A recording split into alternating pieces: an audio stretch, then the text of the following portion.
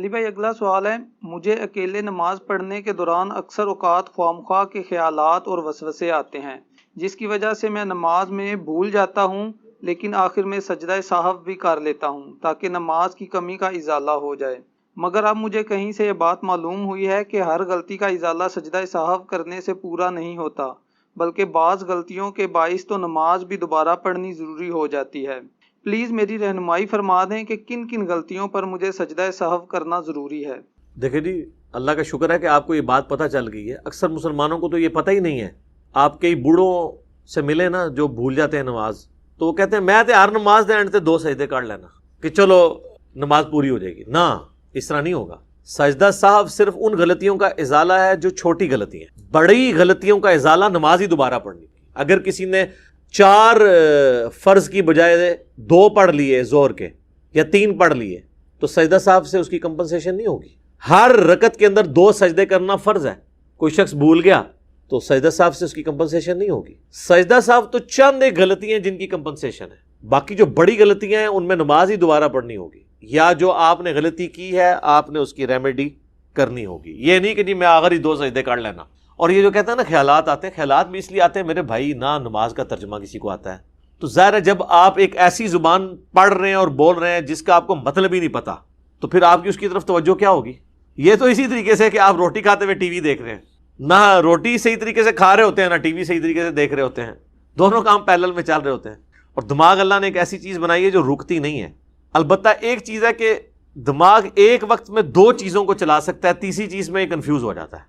آپ اگر نماز میں اپنے دماغ کو 2 چیزوں کے اوپر لگا لینا تو تیسری چیز گھس ہی نہیں سکتی۔ ایک تو یہ ہے کہ آپ اس کی پروننسیشن صحیح کریں جو آپ پڑھ رہے ہیں، ایک کام آپ یہ کر لیں۔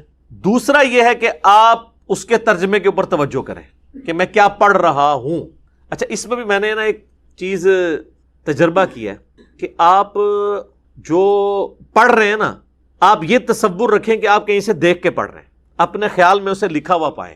یعنی اگر آپ بسم اللہ پڑھ رہے ہیں نا تو آپ کے ذہن میں یہ بسم اللہ میں لکھی بھی پڑھ رہا ہوں، تو آپ اس کے حروف کے لکھے ہوئے کے اوپر بھی آپ کا ذہن لگے گا، پھر اس کے ترجمے کی طرف بھی، اور پروننسیشن بھی۔ 3 کام ہے، تو ایٹ لیسٹ 3 کام جب آپ دماغ کو دے دیں گے نا پھر اور کسی طرف نہیں جائے گا، وہ ایٹ لیسٹ 2 تو وہ لے گئی نا۔ تو یہ اس لیے یہ معاملات ہو جاتے ہیں۔ بعض اوقات جینون بھی بندے کو کبھی بھول والا معاملہ ہو سکتا ہے۔ خود بخاری مسلم میں کئی احادیث ہیں کہ نبی علیہ السلام کو بھی نماز میں بھول ہوئی ہے۔ بحیثیت انسان کے ساتھ یہ نسیان والا ایک کمزوری تو لگی ہوئی ہے نا، وہ تو اپنی جگہ موجود ہے۔ صحیح بخاری اور مسلم دونوں میں حدیث ہے، نبی صلی اللہ علیہ وآلہ وسلم نے فرمایا جب تم میں سے کوئی شخص نماز پڑھتا ہے تو شیطان آ کے اسے مغالطے میں ڈال دیتا ہے، حتیٰ کہ اسے یاد ہی نہیں رہتا کہ اس نے کتنی رکعتیں پڑھی ہیں۔ تو پھر آپ علیہ السلام نے فرمایا کہ اینڈ پہ جا کے تم 2 سجدے کر لو۔ اگر تم نے یعنی نماز کی طاق رکھتے تھی اور تم نے جفت پڑھ دی، یعنی کم پڑھی ہوئی ہیں، 3 کی بجائے 2 پڑھ لی ہوئی ہیں، تو یہ 2 رکھتے ہیں اس کو کمپنسیٹ کر دیں گی۔ اور اگر تم نے نماز پوری پڑھی ہوئی تھی تو یہ 2 سجدے ہیں سہو کے، یہ تمہارے لیے شیطان کو ذلیل کرنے کا سبب بن جائیں گے۔ لیکن یہ حدیث جو ہے نا وہ کانٹیکسٹ کے ساتھ نہیں، کانٹیکسٹ دوسری حدیث میں جو مسلم شریف کی، کہ اگر کسی شخص کو، اس میں الفاظ ہیں، یہ شک پڑ جائے کہ اس نے 3 پڑھی ہیں یا 4، تو وہ شک کو مٹا کر یقین پر بنیاد رکھے اور پھر اینڈ پہ جا کے سہو کے 2 سجدے کرے سلام پھیرنے سے پہلے، تو اس کی نماز مکمل ہو جائے گی۔ یقین پر بنیاد رکھے، اس کا کیا مطلب ہے؟ اگر کسی کو یہ شک پڑا کہ میں 3 پڑھی ہیں یا 4، 3 اور 4 میں ٹائی پڑ گئی، تو یقین کیا ہے؟ 3، 4 تو شک میں ہے نا، 3 اور 4 میں شک ہے تو یہ نہیں ہے کہ 2 پڑھی ہوئی ہوں گی، 3 اور 4 میں سے 1 پڑھی ہے۔ اور اگر 4 اس نے پڑھی ہوئی تھی اور اس کو 3 اور 4 میں شک ہوا تو اب یہ 2 سجدے شیطان کو ذلیل کر دیں گے۔ اور یقین پہ بنیاد رکھیں گے آپ تو اس کا فائدہ یہ ہوگا کہ اگر آپ نے وہ 3 پڑھی ہوئی تھی تو آپ کی 1 رکعت کام نہیں ہوگی، بلکہ آپ کی 1 رکعت اس کو 4 کو پورا کر دے گی۔ یہ نہیں ہے کہ 3 اور 4 میں شک پڑا ہے تو آپ یہ کہ نہیں 4 ہی ہے اور اینڈ پہ 2 سجدے کر لیے، نماز نہیں ہوگی۔ اس طریقے سے سجدوں میں بھی ہے، اگر کسی کو شک پڑ گیا کہ میں نے 2 سجدے کیے تھے یا ایک اور کر دیں، اینڈ پہ جا کے سجدہ صاحب کے 2 سجدے کر دیں تو نماز مکمل ہو جائے گی۔ ویسے جو 2 سجدوں کے درمیان تسبیحات پڑھتے ہیں نا، رب اغفر لی رب اغفر لی، ان کو بہت کم شک پڑتا ہے کہ میں نے 1 سجدہ کیا یا 2، کیونکہ جب آپ دوسرے سجدے میں جاتے ہیں نا رب اغفر لی کی آواز آپ کے کانوں میں گونج رہی ہوتی ہے۔ رکعتوں میں بھی بھولنے کا طریقہ، اس سے بچنے کا طریقہ یہ ہے کہ آپ پہلی رکعت میں قل یا ایھا الکافرون پڑھیں، دوسری میں سورہ اخلاص پڑھیں، تیسری میں قل اعوذ برب الفلق پڑھیں، چوتھی میں قل اعوذ برب الناس، یہ اپنی روٹین میں رکھیں، یعنی مختلف 4 اپنی کو صورتیں ایسی فکس کریں تاکہ آپ کو یہ پتا ہو۔ اب قل یا ایھا الکافرون پڑھنے کے لیے ایک ایفرٹ پٹ کرنی پڑتی ہے۔ آپ دوسری رکعت میں پہنچیں گے تو آپ کو یاد ہوگا کہ میں قل یا ایھا الکافرون سے پڑھ بیٹھا ہے، دوبارہ ہی میرے کو آ رہی ہے، تو یہ دوسری ہے، ٹھیک ہے نا۔ تو یہ ٹیکنیکل چیزیں ہیں، اور کئی ٹیکنیکل چیزیں ہیں۔ اگلے دن مجھے ایک بھائی ملے، پہلے بھی میں نے 1-2 بزرگوں کو بھی یہ مدنی ٹوٹکا بتایا تھا تو وہ کامیاب ہوئے، تو وہ بھائی مجھے کہتے ہیں، آپ وہ ینگ ایک بھائی ہیں، وہ کہتے ہیں جی میں رکھتے بھول جاتا ہوں۔ میں نے کہا جی جب آپ نماز پڑھنے لگے نا سامنے موبائل فون پہ اپنی ویڈیو بنا لیا کریں۔ کہتے ہیں جی وہ علی بھائی میں نے آپ کی ویڈیو سنی تھی، وہ جب میں موبائل آن کر کے کرتا ہوں نا پھر نہیں میں بھولتا۔ تو میں نے کہا کیا مسئلہ، بنا لیا کرو ویڈیو۔ وہ اصل میں شیطان آپ کو نیکی سے دور کرنے کے لیے اس طرف لگا دیتا ہے، وہ بھولتے نہیں، ایک نفسیاتی بیماری بھی ہو جاتی ہے بار بار زیادہ سوچنے کی وجہ سے۔ تو ایسا نہیں کرنا چاہیے، بس آپ توجہ رکھیں تو انشاءاللہ جماعت کے ساتھ نماز پڑھیں گے تو اس مسئلے سے نہیں، آپ اپنی دکان کا حساب بھی کر سکتے ہیں آرام سے، تب بھی رکھتے ہیں آپ پوری کریں گے۔ یعنی یہ میں نہیں کہہ رہا کہ کریں آپ، لیکن میں کہہ رہا ہوں کم از کم۔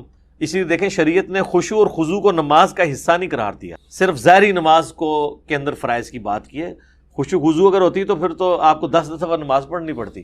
اس کی ایفرٹ ضرور دلائی گئی ہے کہ آپ خشوع خضوع کریں، لیکن یہ اس کو نماز کا فرض نہیں بنایا گیا، ادروائز وہ مصیبت کھڑی ہو جاتی۔ انسان کو خیالات آ جاتے ہیں، لیکن یہ خیالات کی پیروی نہ کی جائے، جان بوجھ کے اس کو دماغ میں نہ لایا جائے، یہ چیز جو ہے نا اسلام کو ناپسند ہے۔ ادروائز آتا ہے اس کو آپ جھٹک دیں، آپ نماز کی طرف، اس کے ترجمے کی طرف توجہ رکھیں۔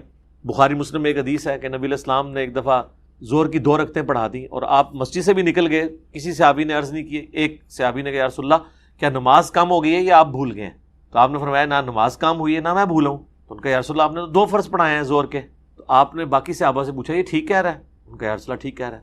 اچھا باقی احتراماً نہیں بول رہے تھے، تو آپ علیہ السلام واپس پلٹے اور آپ نے 2 رکعتیں اور پڑھائیں اور اینڈ پہ صاحب کے 2 سجدے کیے، اور پھر آپ نے فرمایا کہ میں بھی انسان ہوں، میں بھی بھول سکتا ہوں جس طرح تم بھول جاتے ہو، تو اس طرح مجھے غلطی کے اوپر، بھولنے کے اوپر آگاہ کر دیا کرو، اور اگر کسی کے ساتھ یہ معاملہ ہو تو وہ 2 سجدے کر لیا کرے۔ اس سے پتہ چلا آپ نے گفتگو بھی بیچ میں کر لی۔ اکثر لوگ پوچھتے ہیں نا وہ میری رکعت رہ گئی تھی، میں نے امام کے ساتھ سلام پھیر دیا، بعد میں مجھے یاد آیا، وہ جتنی دیر مرضی بعد میں یاد آئے آپ اسی وقت ایک رکعت پوری کر کے 2 سجدے کر لیں، آپ کی نماز ہو جائے۔ آپ نے چاہے گفتگو کی ہے کسی سے، نہیں کی ہے، کہتے ہیں جی وہ ادھر ہی بیٹھے رہے گفتگو نہ کریں پھر کر سکتے ہیں، نہیں، نبی علیہ السلام تو باہر چلے گئے تھے، ٹھیک ہے، دین کو اتنا مشکل بنایا ہوا انہوں نے۔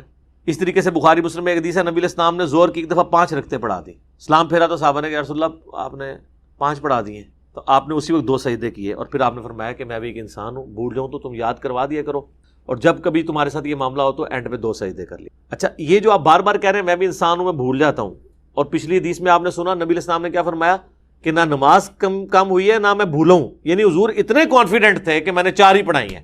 علم غیب کا بھی عقیدہ آپ کو کلیئر ہو جائے۔ آپ کہہ رہے ہیں نہ میں بھولا ہوں نہ نماز کم ہوئی ہے، یعنی ایسا بھولے کہ اس بھولنے کو بھی بھول گئے۔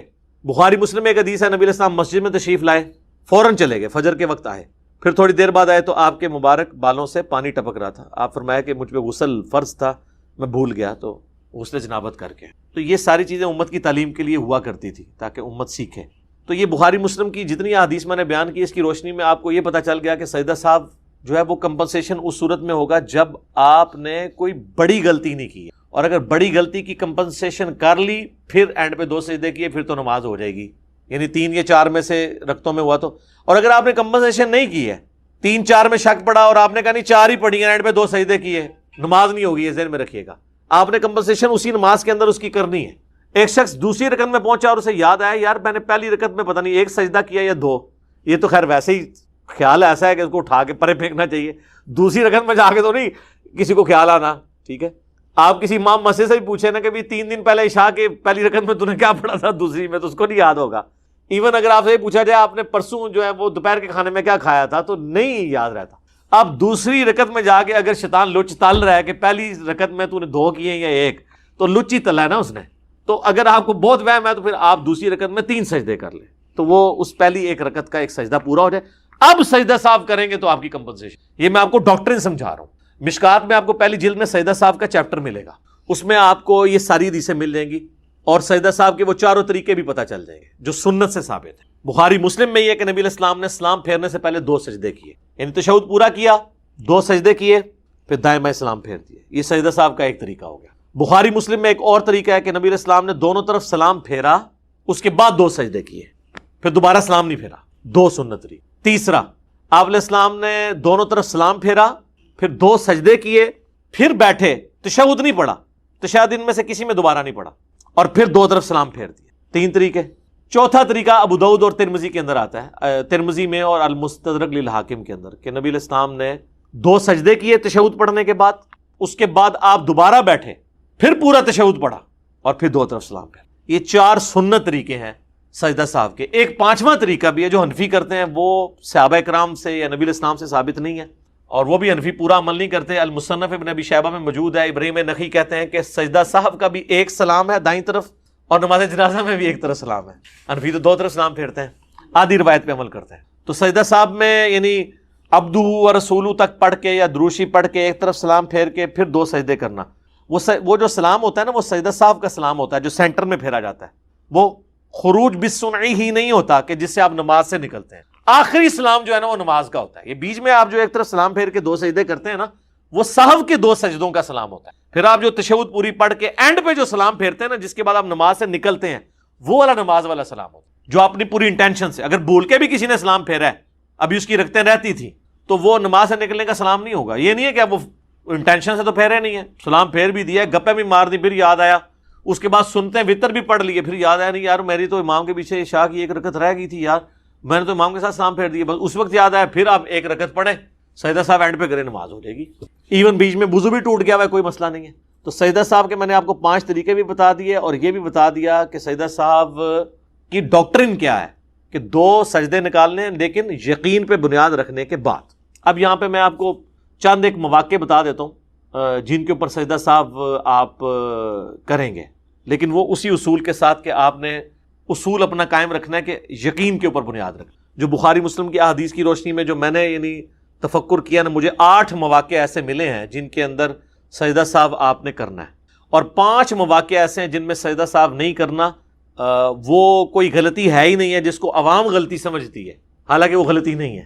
وہ 8 کون سے مواقع ہیں؟ مثال کے طور پر کسی شخص کا درمیانہ تشہد چھوٹ گیا, بخاری مسلم میں آتا ہے نبی علیہ السلام نے ایک دفعہ درمیانہ تشہد آپ کا چھوٹ گیا, تو آپ نے اینڈ پہ صاحب کے 2 سجدے کی. بلکہ سنن ابی داؤد میں, ترمذی میں حدیث ہے, اگر درمیان والا تشہد کسی کا چھوٹ گیا اور وہ قیام میں چلا گیا تو آپ واپس تشہد میں نہ آئے, بس وہ نماز پوری کرے, اینڈ پہ 2 سجدے کر.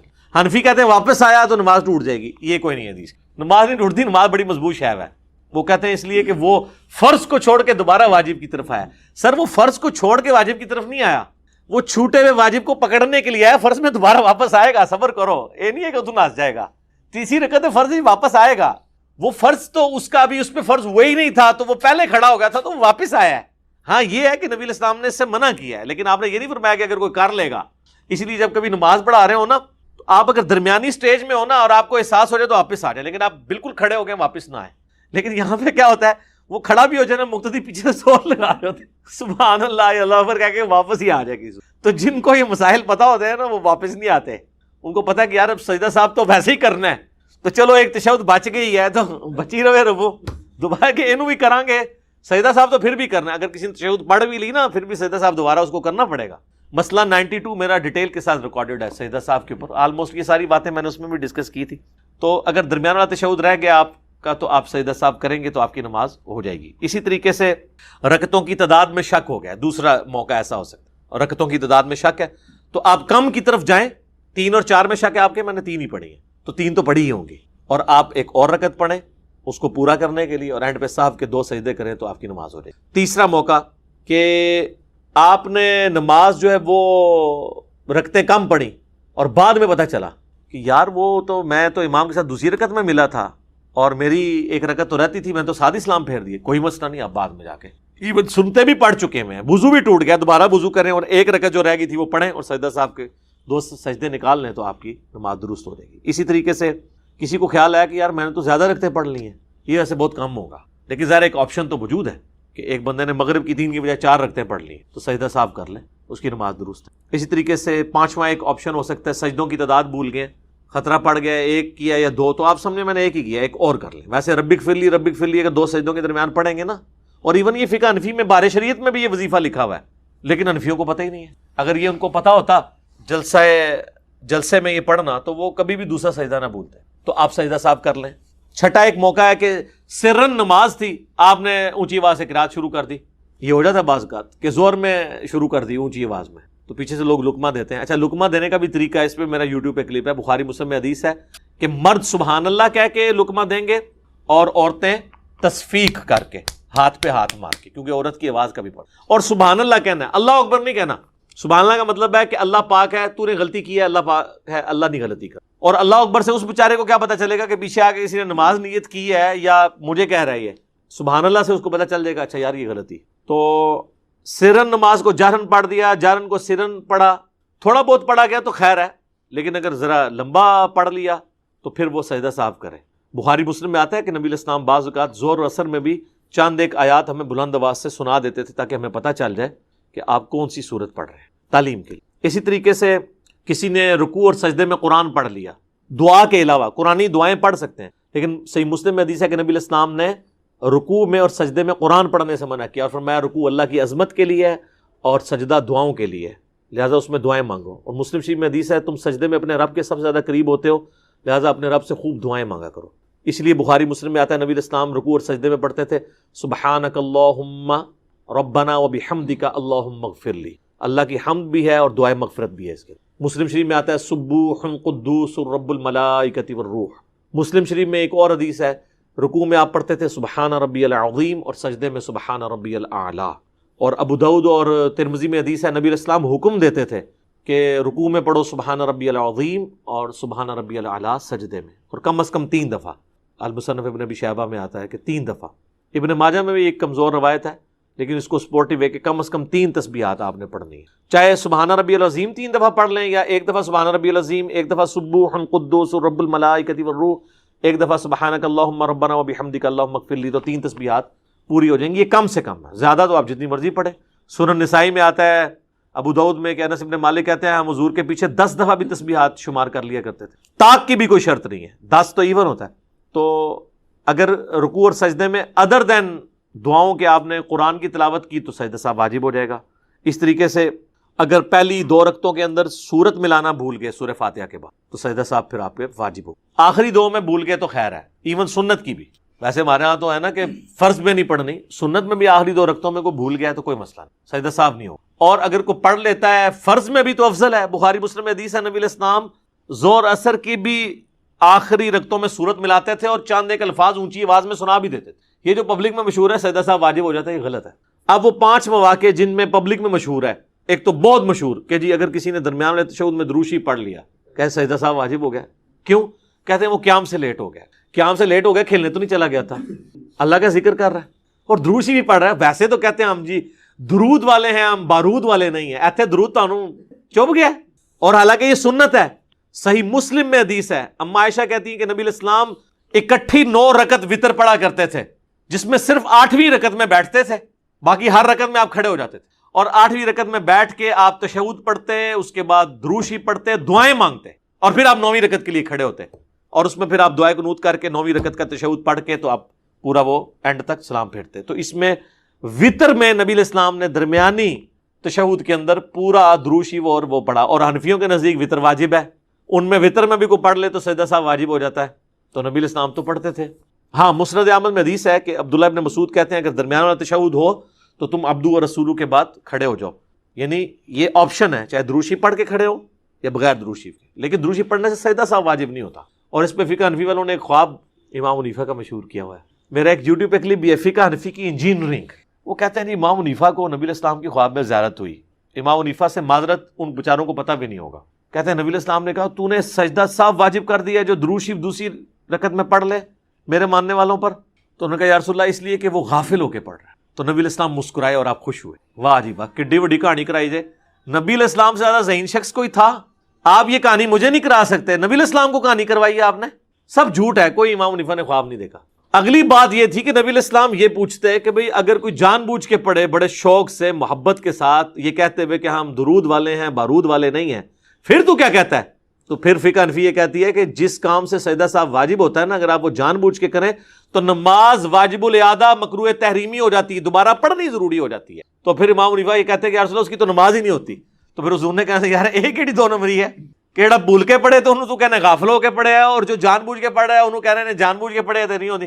نہیں، وہ قیام سے لیٹ ہو جاتا. پھر یہ کہانی نہ کرائیں، سیاسی بیان نہ دیں، پھر پہلے ہی وہی بات کریں نا، کہانی پکڑی جاتی ہے. اب تو ایسے ہی پکڑی جاتی ہے. تو یہ درمیان والے تشہد میں آپ درود شریف پڑھیں. ہم تو پڑھتے ہیں، اینڈ تک دعائیں بھی پڑھ سکتے ہیں، کوئی سجدہ سا واجب نہیں ہوگا، سنت ہے. تو یہ وہ ایک چیز تھی جس کے اوپر یہ بتاتے تھے. اسی طریقے سے کہتے ہیں جی کہ فرض کی آخری رکعتوں میں سورت ملا لی، تو یہ غلطی، کوئی غلطی نہیں، بخاری مسلم میں نبی الاسلام ملا لیتے تھے. ویسے فقہ حنفی بھی اس پہ سجدہ صاف نہیں بتاتی، لیکن وہ کہتے ہیں فرض میں نہ ملائیں، حالانکہ ملا بھی سکتے ہیں. تیسرا، قرآن کی ترتیب بدل دی، تو وہ کہتے ہیں کہ اللہ آپ کا دل ٹیڑھا کر دے. یا قرآن کی ترتیب تو یہ بدلنا ہے کہ اگر کوئی سورۃ الناس کی تیسری آیت پہلی کی جگہ پڑھ دے، پہلی کو چوتھی پہ لے جائے، یہ ہے. سورت پوری کی پوری آگے پیچھے ہو جائے تو یہ قرآن کہاں سے بدلا؟ قرآن تو جس ترتیب میں نازل ہوا ہے وہ اس میں تو آپ بھی نہیں پڑھ رہے.